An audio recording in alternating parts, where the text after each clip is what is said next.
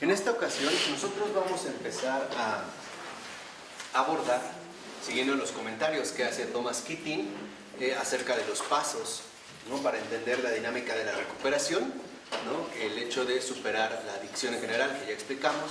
Y ahora toca el turno al paso 3, o el tercer paso. El paso 3 lo que dice es lo siguiente. Dice: decidimos poner nuestras voluntades y nuestras vidas al cuidado de Dios, como nosotros lo concebimos. Entonces, el primer punto es que no solo se trata de que esta concepción de Dios, ¿no?, tal y como nosotros lo concebimos, se trate del desarrollo de un concepto personal de Dios, por utilizar los términos de la clase anterior, autorreferencial, ¿no?, según, digamos, mis propias capacidades, preferencias, gustos, etc. No, el padre Keating nos habla de algo más íntimo y más profundo. O sea, que este concepto personal de Dios sea algo que en realidad se presente en un nivel que esté más allá de las palabras.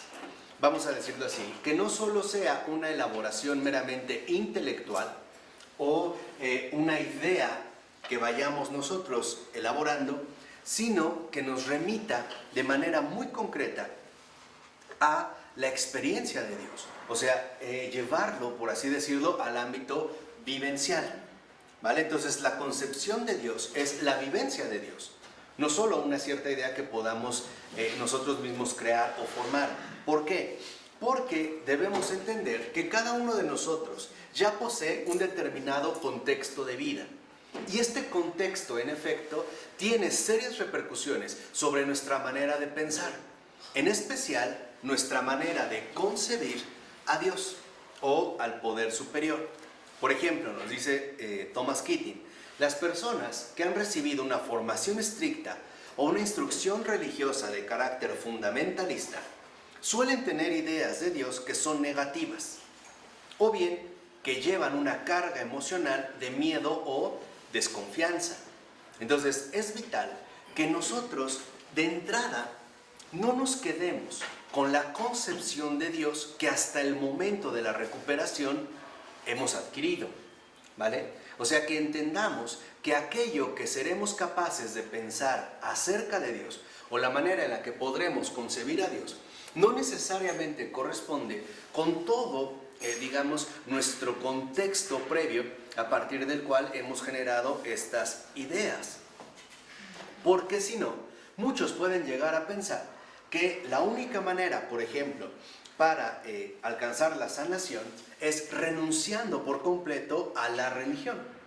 O sea, desligándose por completo de este ámbito que ciertamente no les benefició para establecer esta experiencia con el poder superior, ¿vale? Entonces tenemos que entender que Dios no es necesariamente tal y como lo pensamos, y menos aún tal y como me enseñaron a pensarlo, ¿vale? Esto es vital, por eso habla de las cuestiones formativas, ¿no? Debemos entender que nosotros hemos atravesado un proceso de formación, pero hay ocasiones, o no es para nada infrecuente, que esta formación sea más bien una deformación de aspectos sustanciales, ¿no? Por ejemplo, a través de una educación, como dijo, ¿no?, religiosa fundamentalista, o una formación muy estricta en términos religiosos, entonces ha deformado nuestra relación con Dios. ¿Por qué? Porque el concepto que se nos transmitió, en efecto, ha tenido un carácter básicamente negativo. De tal manera que debemos entender que lo que yo pienso de Dios no necesariamente define lo que Dios es. O que, digamos, el concepto que yo tengo de Dios, eso es justamente Dios, ¿no? Tendríamos que abrirnos a la posibilidad de un entendimiento muchísimo más profundo, porque si no, empezamos a generar hostilidad hacia el poder superior, que muchos que en efecto están en rehabilitación o en un programa como AA lo suelen manifestar de mil y un maneras. Por ejemplo, palabras como Dios, o fe, o religión, o iglesia, etc., desencadena en ellos de inmediato una carga de sensaciones o percepciones negativas que provienen de la fosilización que han, adquirido a partir de su más tierna infancia. O sea, remitimos estas palabras al campo semántico en el cual nuestra idea, por ejemplo, del poder superior de Dios se fue gestando. Entonces debemos entender que no es nada raro encontrarse con este tipo de hostilidad o de rechazo, ¿vale? Entonces, la recuperación de una adicción, sea la que sea, involucra también el sanar este tipo de hostilidad. ¿Por qué? Porque está basada en equivocaciones, en transmisiones diferentes a lo que Dios es en verdad. ¿Vamos? Entonces, no se trata, y esto es algo importante, sobre todo para aquellos que han decidido ser padrinos o llevar una dirección espiritual o emocional de otra persona, de meter a Dios a la fuerza. No se trata de esto. Se trata de entender la situación concreta de esta persona y percatarnos de dónde proviene la hostilidad que manifiesta hacia el poder superior.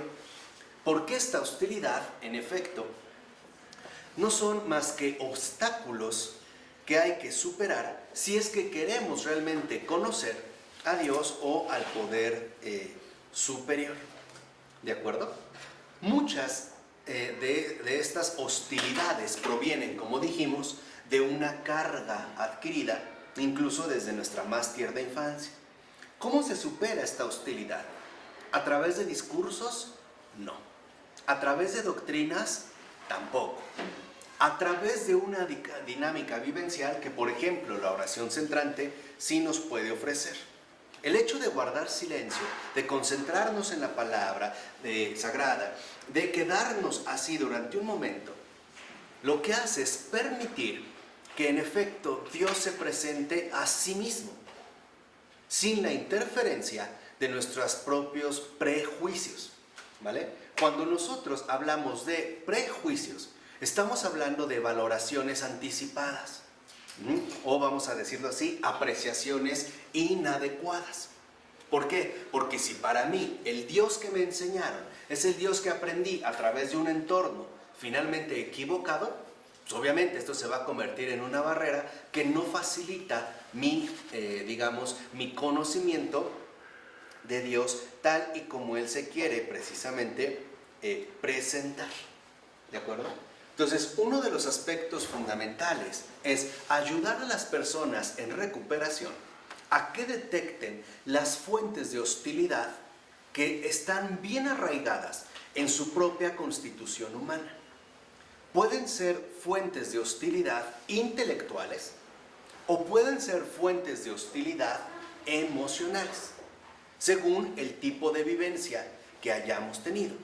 Entonces, lo primero es poner al descubierto esta dimensión para después invitar a ciertas prácticas concretas que permitan que Dios se presente Él mismo.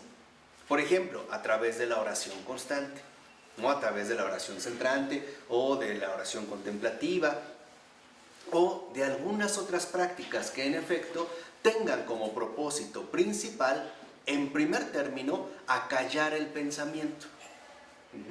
O sea, el hecho de no quedarnos limitados por esta hostilidad que en efecto se fue incubando en nosotros a lo largo de nuestra vida, ¿vale?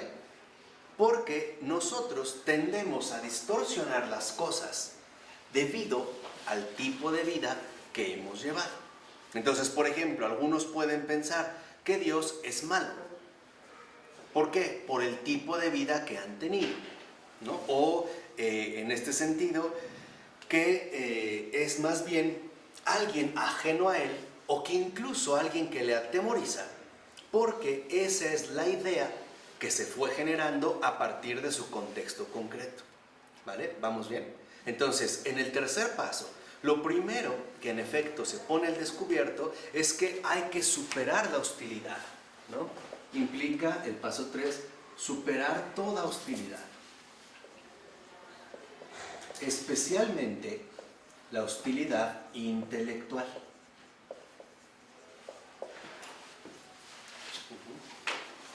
Este es, digamos, como lo que pone al descubierto en un primer momento el tercer paso. Y lo que la rehabilitación involucra es permitir que Dios se presente Él mismo. ¿Se acuerdan lo que hizo Billy? En un momento donde ya está prácticamente, ¿no?, internado, Él exclama, ¿no?, Dios, si en verdad existes, manifiéstate. O sea, más allá, digamos, de las ideas que Él pudiera tener o de las concepciones que Él ya pudiera haber llegado a establecer, hay una invitación a que Dios se manifieste. Y este es el primer paso también dentro del tercer paso, porque me parece evidente entender que cada paso lleva una estructura, hay un orden, no es un bloque, una masa en bruto, es un recorrido, vamos a decirlo así. Entonces, el primer paso dentro del paso 3 es una apertura a que Dios se presente como Él es. Y esta presentación puede, por ejemplo, involucrar ante todo una cierta sensación de paz o de bienestar o de perdón y ante todo de tranquilidad. Este es, digamos, como el lenguaje fundamental que nosotros podemos captar de esta presencia de Dios. Entonces, si vamos entendiendo este punto, debemos de reconocer la necesidad de abrirnos a este poder superior, superando todas las resistencias que finalmente son hostilidades que no nos permiten avanzar más en el camino auténtico de la recuperación. Así que debemos de reconocer que Dios más bien nos cuida, es tierno, se preocupa por nosotros, se inclina hacia nosotros, finalmente con gran amor.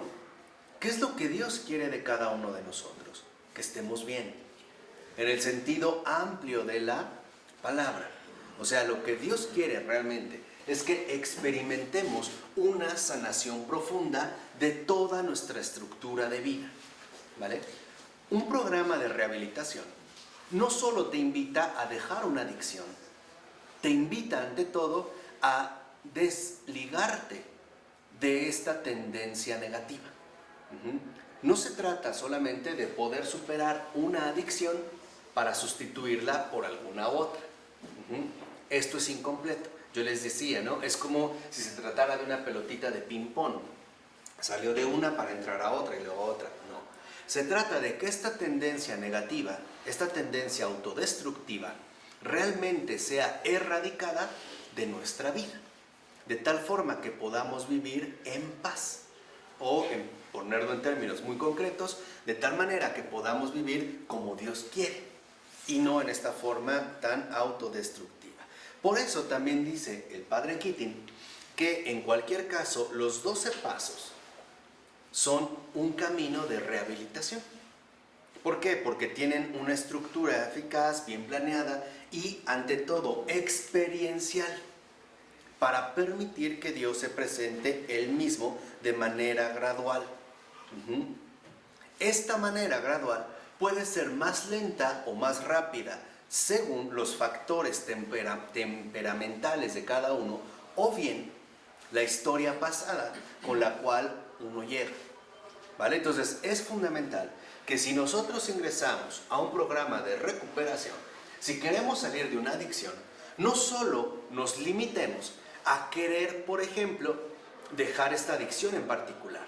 Debemos entender que cuando nosotros llegamos, por ejemplo, a AA o a cualquier otro tipo de agrupación que busca la recuperación, entendamos que no solo llego con una adicción o varias, que llego con un contexto de vida, que en último término me desvío para asumir esta actitud equivocada de vivir, ¿vale? ¿Esto sí queda claro?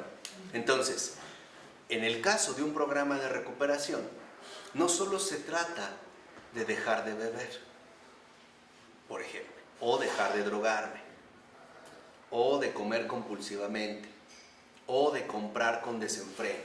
No, se trata de que mi trayectoria vivencial se vea adecuadamente reordenada, que no siga autodestruyéndome de 1001 maneras, sino que aprenda a experimentar el gozo mismo de vivir, el milagro de la vida. Esto es lo sustancial, ¿vale? Esto es, digamos, en este sentido lo primordial. ¿Por qué? Porque por eso dice el padre Keating que tanto si estamos recuperándonos del alcohol como de las drogas o de cualquier compulsión, y en general nos estamos recuperando de los problemas mismos de la condición humana, debemos entender que todos estamos llamados a recuperarnos de algo. Algo hay en nosotros que necesita recuperación. No necesariamente es el alcohol. Incluso, dice el padre Keating, puede ser que necesitemos recuperarnos de una infancia desdichada o de un acontecimiento sumamente frustrante. Ejemplo, estaba a punto de casarme y me dejaron. O la pérdida de un papá o de una mamá. O el que me haya cambiado de casa y no haya sido posible establecer relaciones de amistad en ese nuevo contexto. Pero hay algo que en nosotros necesita ser sanado. Algo para mejorar. Aquí es cuando a veces, por ejemplo, en los grupos de recuperación dicen que todos estamos enfermos. Pero esto no es una acusación peyorativa o no es como imponer una carga. No. Cuando se dice que todos estamos enfermos, no significa que todos somos alcohólicos, como a algunos les gustaría. No. Significa que todos somos seres humanos y que nuestra misma condición humana está herida. Y que por eso todos y cada uno de nosotros necesita de una recuperación genuina. Y lo que el paso 3 nos dice es que todos necesitamos de un poder superior, que todos necesitamos de Dios para poder sanar auténticamente, no solo dejar de beber, o dejarme de drogar, o dejarme de mis hábitos desordenados. No, realmente lo que necesitamos es, por así decirlo, sanar a fondo nuestra propia condición humana que está incluso tan torcida o tan retorcida. Porque a pesar, y esto lo podemos ver en el caso de la adicción, a pesar de que es claro que algo me perjudica, y a veces no solo a mí, sino a todo mi entorno, y destruye todo lo que encuentra, no obstante, no soy capaz de resistirme a su influencia. Lo hago una y otra vez. Aunque sé que esto me está matando, o a mi familia, o a mis hijos, no puedo detenerme.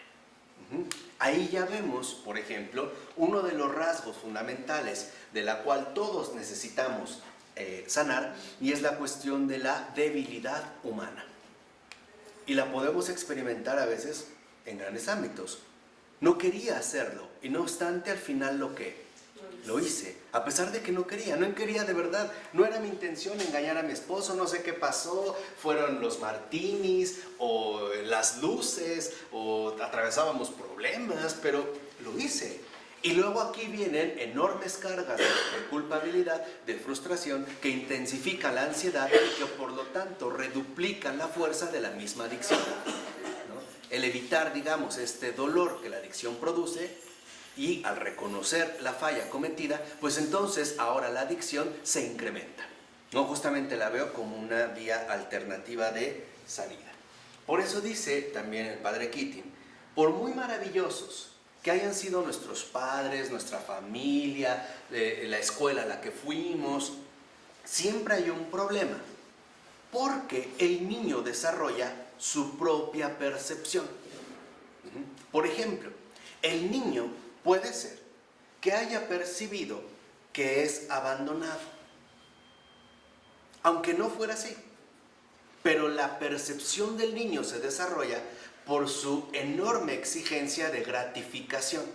Por ejemplo, a lo mejor el niño o la niña no entiende que papá o mamá se tienen que ir a trabajar. El niño lo percibe como un abandono, o como el hecho de que se le ponga en un segundo o tercer plano.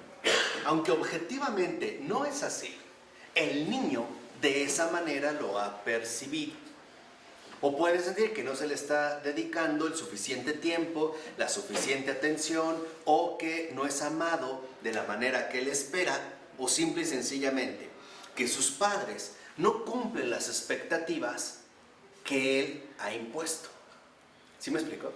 Pero esto es algo subjetivo. No es que los padres hayan fallado, o no necesariamente significa que han fallado. Debemos de ser cuidadosos al destacar que cada uno de nosotros desarrolló un particular modo de percepción. Les voy a poner un ejemplo, aunque parezca curioso, que nos permite ver cómo este grado de percepción puede ser sumamente catastrófico en situaciones ya adultas. Por ejemplo, el matrimonio estaba a punto de separarse. Y cuando se les cuestionaba la razón del por qué, el que se quería divorciar y separar era él. Entonces le preguntaron por qué, y él decía, es que ella no me ama. ¿No? O sea, en su percepción estaba claro que ella no lo amaba. Decía, bueno, pero ¿por qué afirmas eso? Ah, porque nunca me tiene preparada la cena que me gusta. Porque a lo mejor llegué a casa y no me tenía puestas las pantuflas que tanto disfruto. O yo le mandé como un mensaje de que a lo mejor quería hablar y pues ella ni cuenta se dio. Entonces, lo que vemos es que en esta situación, por ejemplo decía, es que ella pone, cuando es una fiesta o una celebración, pone el mantel verde que a mí tanto me desagrada. Y lo hace a propósito. Entonces la pregunta inmediata era, ¿se lo has dicho? No. Entonces, ¿qué pasó? ¿Qué pasó? ¿En qué estaba basando él todo este dramatismo? En su percepción. Entonces, es fundamental que entendamos a veces lo inapropiadas que pueden ser nuestras percepciones y todavía más los juicios que elaboramos a partir de nuestra propia percepción, ¿vale? Entonces dice el padre Keating, cuando este tipo de percepciones se intensifican, entonces esto crea la necesidad de una compensación. Y la necesidad de compensación, entonces es lo que da inicio al proceso adictivo. ¿Vale? Vamos a decirlo así, el buscar llenar estas ¿qué? Carencias. Entonces, al buscar llenar estas carencias, al buscar realmente adquirir la compensación, entonces se desata nuestro proceso adictivo. Y es esto lo que debemos entender. Por lo regular, nuestra adicción proviene de un proceso adictivo basado en una autopercepción. El proceso adictivo vino de que mis estrategias de resolución provinieron de mi propia carga perceptiva, de la manera en la que yo sentí, sobre todo siendo niño, que para mí pues no hay alternativas. Entonces se desarrolla en este caso mi proceso adictivo. De tal forma que entonces, en el tercer paso, superar toda hostilidad intelectual, involucra también, ¿no? 2, superar las autopercepciones. Y ese es el segundo rasgo. Muchas veces los conflictos que podemos llegar a tener en una relación provienen de la autopercepción, porque mis expectativas de compensación pueden ser extremadamente altas. De tal forma que yo le exijo que mi marido esté más tiempo conmigo, aun sabiendo que no es posible porque tiene que trabajar. Y entonces se recarga mi exigencia de compensación, no solo porque la otra persona no está cumpliendo mis expectativas, sino porque ya vengo con una frustración de tiempo atrás. ¿Sí me explicó? Y entonces esto va a desatar muchas neurosis o muchas situaciones que en último término darán como resultado conflictos permanentes, conflictos de reproche. A lo mejor él regresa, yo ya en mi necesidad de compensación he caído en frustración y él ni sabe lo que está ocurriendo en mí, pero yo ya estoy con una actitud distinta. A lo mejor ya tengo cara, ya estoy serio o seria, ya no sonrío, me vuelvo hasta como indiferente, seco. Entonces la otra persona a lo mejor se puede asombrar de lo que está ocurriendo. Y lo peor es que damos por hecho que la otra persona debe saber lo que a mí me ocurre. Y si no se da cuenta, si no me pregunta, peor todavía, porque entonces no me pone atención, no le importo, no sabe lo que me ocurre. Eso es el proceso adictivo, ¿vale? La intensificación de la compensación. Por eso, como escribió Bill, la eficacia de todo el programa de AA reside en la calidad y la seriedad con que hemos tratado de tomar una decisión para volver nuestras voluntades y nuestras vidas hacia Dios con el fin de ponerlas bajo su cuidado. Entonces, aquí Bill destaca dos criterios concretos. El primero es calidad en la decisión y el segundo es la seriedad. Calidad y seriedad. Vamos a decirlo así. Una adicción es un problema serio. De verdad, es serio.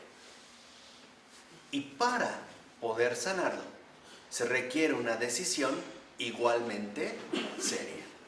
Entonces, la adicción, si pusiéramos como un esquemita breve, podríamos decir, ok, nos enfrentamos a una adicción seria, sumamente destructiva, ¿no? Arrasadora. Bueno, entonces, si la adicción es seria, nuestra recuperación también debe ser, ¿qué? Seria. Debe de ser equivalente la seriedad de la adicción con la seriedad de mi recuperación. Si alguna de las dos no está equilibrada, entonces el proyecto de recuperación va a fallar. Y a veces, quizá, esta es la fuente que nos ayuda a entender el por qué el programa no da los resultados que se pudieran esperar. Porque no hay esta misma seriedad, ¿no?, en la recuperación. Aunque sí, la seriedad está dada en el caso de la adicción. No sé, pongamos un ejemplo muy sencillo. Porque antes era capaz de drogarme todos los días, pero ahora me da flojera ir todos los días a mi recuperación. ¿Qué pasó? Porque antes hacía hasta lo imposible, ¿no?, por satisfacer mi proceso adictivo, pero ahora se me hace muy fácil descuidar mi proceso recuperativo, ¿no? Aquí es donde empieza a ver, digamos, como una situación que es importante de reconocer. Entonces, aquí el punto es que nos encontramos ante un desafío bastante específico. Si yo reconozco la gravedad, la seriedad de mi adicción, debo de ser capaz también de reconocer la seriedad de mi recuperación.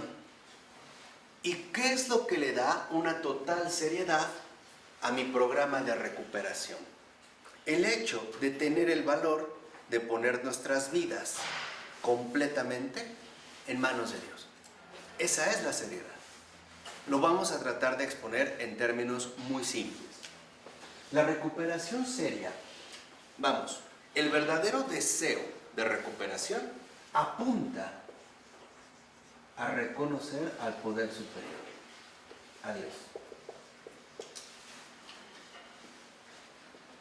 Si este reconocimiento no alcanza esta seriedad, si este reconocimiento realmente no asume la radicalidad de este desafío, en pocas palabras, si yo realmente no deseo que sea Dios el que me sane, mi recuperación no es lo bastante seria. Y por eso no cuaja. Por eso puedo brincar, ahora sí, como dijimos, de una adicción a ¿qué? A otra y a otra. Es como si estuviéramos tratando de tapar goteras, ¿no? Ya tapamos una, pero híjole, ya se abrió otra, y luego otra, y no acabamos. Bueno, si yo realmente asumo la seriedad de mi recuperación, porque he reconocido a su vez la seriedad de mi adicción, entonces se trata de tener el valor suficiente para dirigirme al poder superior. Dejar que Dios me sane. Esta es la seriedad. Porque la razón es muy sencilla. Nadie más lo puede hacer. Esa es la realidad, Nadie más lo puede hacer. Por eso, si lo ven en los programas de recuperación, por lo regular también se suele entender que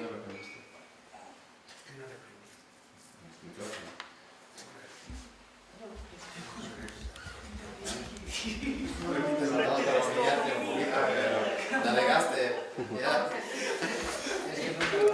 No, ya que estamos avanzando, y acuérdense que esto es irrepetible, ¿eh? Es de pura inspiración, así que no me la saca de la manga.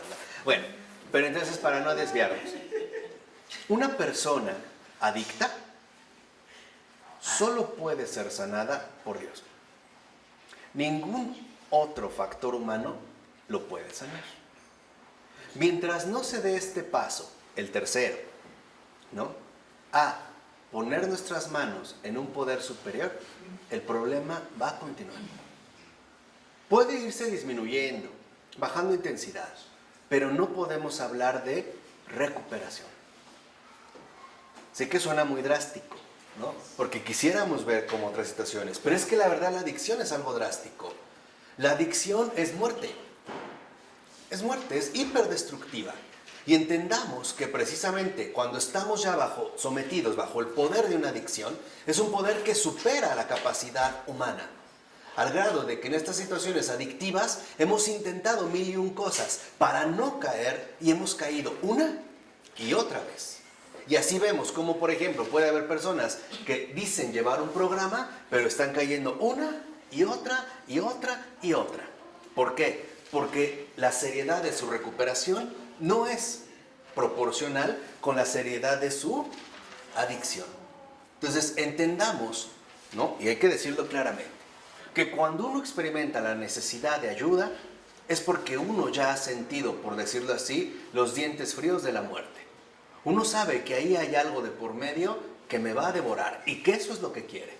Y que lo puede hacer poco a poco hasta que finalmente yo acabe destruido. Y estamos en un ámbito que ya no es humano. Vamos a decirlo así, estamos en el ámbito de lo sobrenatural. Un mal espíritu solo puede ser combatido por un buen espíritu. Y nosotros somos el campo de batalla, por poner este caso.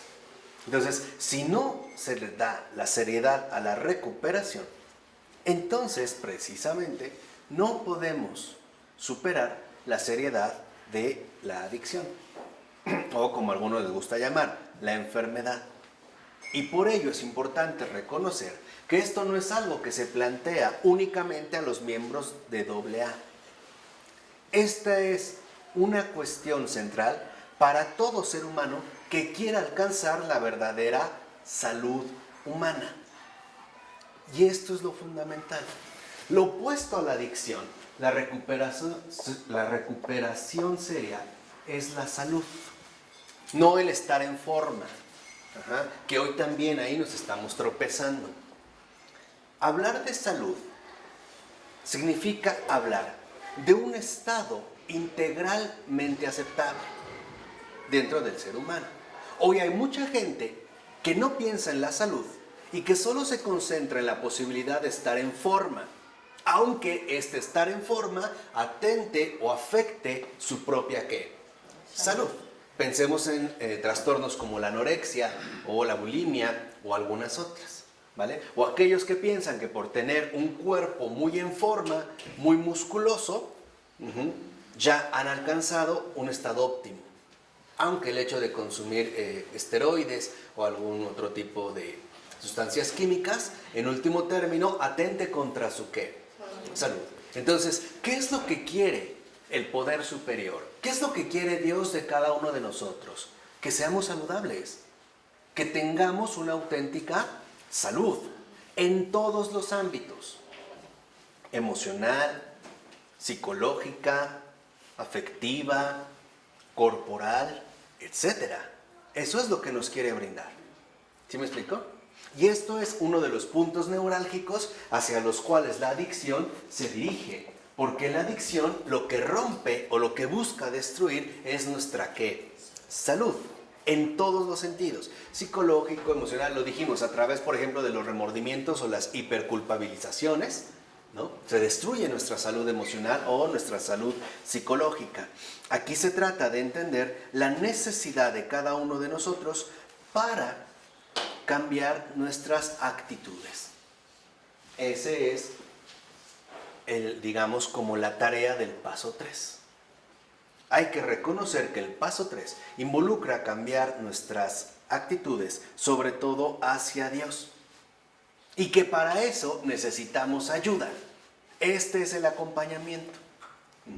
El hecho de que aquel que está en un proceso, en un programa de rehabilitación, tenga la ayuda necesaria para cambiar estas actitudes.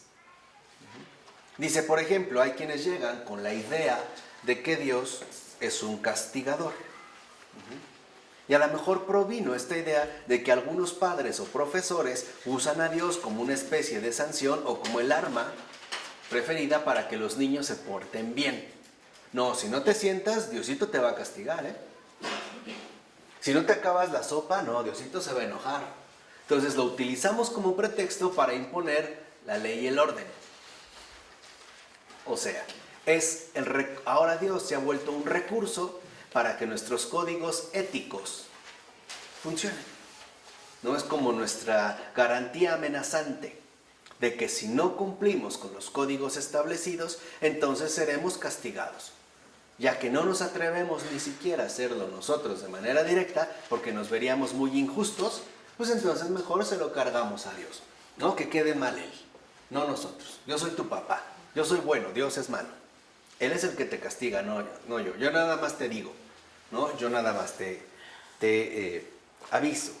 Así que debemos entender que en efecto es fundamental entender que este cambio de actitudes involucra también la superación de esta sensación de haber vivido o vivir separado de Dios. Como si Él estuviera en su reino, por allá muy feliz, y yo por acá. Un poco al estilo epicureísta, ¿no? Como decía Epicuro. Los dioses existen, pero no les importamos, ¿no? Que es un poco como, creo que la experiencia alcohólica de Epicuro, por mencionarlo dentro de esta línea, ¿no?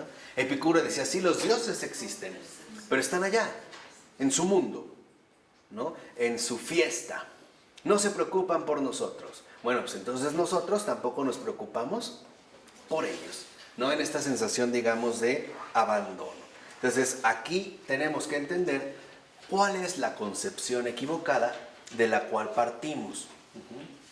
Y lo primero que puntualiza el padre Keating es que no podemos pensar que el reino de los cielos es una especie de institución organizada o una especie de organización política. ¿Bajo qué términos estamos entendiendo la presencia de Dios? Dice, por ejemplo, hay que reconocer que esta presencia de Dios, ante todo, es un estado de vida. Es un estado concreto de vida que se puede empezar a trabajar desde nuestra verdadera profundidad humana. Vamos, un estado de conciencia. Y que en último término, la presencia de Dios es participación. ¿Participación en qué? En el amor del Padre. Este es el punto. Entonces, esta participación en el amor del Padre, por ejemplo, dentro de la tradición judío-cristiana, es precisamente el cometido hacia el cual nos vemos dirigidos para poder recuperar toda nuestra ¿qué? Salud. ¿Se acuerdan de la parábola del hijo pródigo? Él pierde la salud, lo pierde todo, precisamente porque se aleja ¿qué? Del Padre.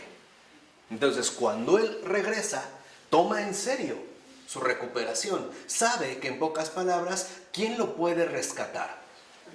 El Padre. No recurre a otro amigo o con las mujeres disolutas, ¿no? Con las que se gastó la lana de, oye, yo te di, pues ahora tú apóyame, échame la mano. No. Sabe que la situación en la que él está es literalmente de vida o muerte, en este caso ya de pura muerte. Entonces comprende bien que solo su recuperación depende de volver al ¿qué? Al Padre. ¿Lo consigue o no? Sí. Al grado de que, para empezar, ¿cómo habrá llegado oliendo? Estaba en el chiquero de los cerdos. ¿O creen que se pasó a bañar? Se rasuró y... Ni esa opción había. Llega literalmente ¿qué? Destruido. Así llegamos en la adicción. Cuando nosotros ingresamos un programa de recuperación, así llegamos. destruidos, deshechos, tal cual. Por eso llegamos ahí. No llegamos porque rebosábamos salud y felicidad, ¿verdad? Y éramos tan buenas gentes que nos sobraba para dar y aventar y repartir. No es cierto. Llegamos mendigando, como el hijo pródigo. Cuando este retorno se da, entonces lo que recuperamos es toda nuestra integridad. Por eso recuerdan que el padre con el hijo pródigo, lo primero que hace es romper sus preconcepciones. ¿Se acuerdan que antes de regresar decía, híjole, voy a regresar a mi padre, ¿no? Y le voy a decir, ¿se acuerdan? Arma su discurso, ¿no? Padre, he pecado contra el cielo y contra ti, no merezco llamarme hijo tuyo. ¿Qué más? Trátame como uno de tus siervos, ¿no? Ok, cuando llega, el padre ya sabemos, es el que corre, lo abraza, lo empieza a besar, él empieza con su discurso. Padre, he pecado contra el cielo y contra ti, no merezco llamarme hijo tuyo. ¿Lo dejó terminar? Ya no. Porque esta última parte, trátame como uno de tus siervos, era irrelevante. ¿Por qué? Porque ese es su criterio humano. ¿Quién se está poniendo al centro? ¿Quién quiere decidir cómo debe ser tratado? Él. ¿Se lo permite el padre? Ya no. Basta con que reconozca que se equivocó y que ofendió al padre, ¿no? Y listo. Ya, nada más. Y entonces sabemos que mandaron a hacer una barbacoa deliciosa, era el becerro gordo, ha de haber sido un consomé exquisito, le manda a cambiar el vestido, le pone nuevas sandalias, le pone anillo en el dedo, o sea, literalmente le devuelve toda la salud. Doble A es el itinerario del hijo pródigo. En esencia ese es doble A. Es el cumplimiento de la parábola del hijo pródigo. Y en doble A y en cualquier otro programa de recuperación genuino es la morada del padre. Ahí tiene que estar el padre. Si el padre está ausente, no hay recuperación. Porque ni siquiera los encargados de estos grupos se han tomado en serio el programa de recuperación, que ya lo veremos en el cuarto paso. Muchas veces se convierte en una especie de club de amigos de Toby, donde quiero hacer amistades, ir a platicar, compartir, salirme un poco, distraerme, pero no se dan cuenta realmente todo lo que hay ahí de por medio, ¿vale? Entonces dice Keating, uno, para recuperarse, se entrega por completo al proceso de rehabilitación. No puede haber medias. Es o sí o no. Si realmente lo que deseamos es la sanación. Dice, en este sentido, buscamos entregarnos por completo a este proceso de ser transformados interiormente y con todas nuestras facultades. Y esto es el punto fundamental. Si alguien solo quiere dejar una adicción, no ha entendido la dimensión de su problema, la propia condición humana. Lo que realmente, por así decirlo, está en este sentido de fondo. Dice, en este caso, Jesús nos muestra que este poder superior es el Padre. Y que es además un poder superior que perdona, que es bueno, nos alimenta, nos cuida, que es incluso maternal, está siempre inclinado hacia nosotros, nos acompaña en todo momento y que esta compañía es accesible a todas las personas en el momento en el que se vuelven a Dios. O sea, Dios está accesible a todos que realmente dan el tercer paso. Este es, digamos, como la invitación. Y además, no solo eso, sino que Él nos ama en la medida en que lo necesitamos. De tal manera que mientras mayor es nuestra necesidad, mayor es su solicitud. Mayor es nuestra indigencia, mayor es su bondad. Y esto se llama precisamente misericordia. Mientras más necesidad tiene un ser humano de su amor, mayor, vamos a decirlo así, acceso tiene para poder llegar, en este caso, a Él. Entonces, dice el padre Keating, en vez de hacer duelo excesivo por nuestras heridas, que este duelo excesivo por nuestras heridas, ¿no? Puede estar basado en una especie de egocentrismo retorcido, ¿no? Una vanidad que le encanta revolcarse en sí misma. Dice, sería más sensato que comprendiéramos que nuestra necesidad desesperada es el principal argumento que poseemos para reclamar la ternura y bondad infinitas de Dios. El tercer paso, lo que nos dice en síntesis, es, necesitamos a Dios. Y nos quiere enseñar a decirle a Dios, te necesito. Esta es la esencia del tercer paso, con todo su desarrollo. Pero la esencia del tercer paso es este. Pero el padre Keating nos pone sobre aviso de algo importante. El orgulloso no quiere sentir esa dependencia. El orgulloso no puede dar el tercer paso. Le parece que ya es suficientemente duro tener que reconocer sus faltas. El orgulloso solo se pesa a sí mismo. Solo se ve a sí mismo.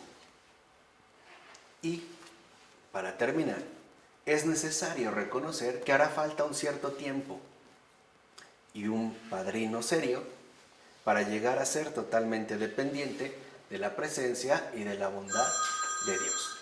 No será algo que se pueda dar en automático. Pero en este avance de pasos que hemos visto, el tercer paso es enseñarnos a dirigirnos a Dios diciéndole, te necesito. Y antes de poder dar este tercer paso, primero será necesario pisotear nuestro orgullo por el propio pie, porque ya nos lo han pisoteado de todas formas, pero ahora con una seriedad radical, con un verdadero deseo de recuperar la salud. ¿De acuerdo? Vamos a dejar hasta aquí. El Padre, del Hijo y del Espíritu Santo.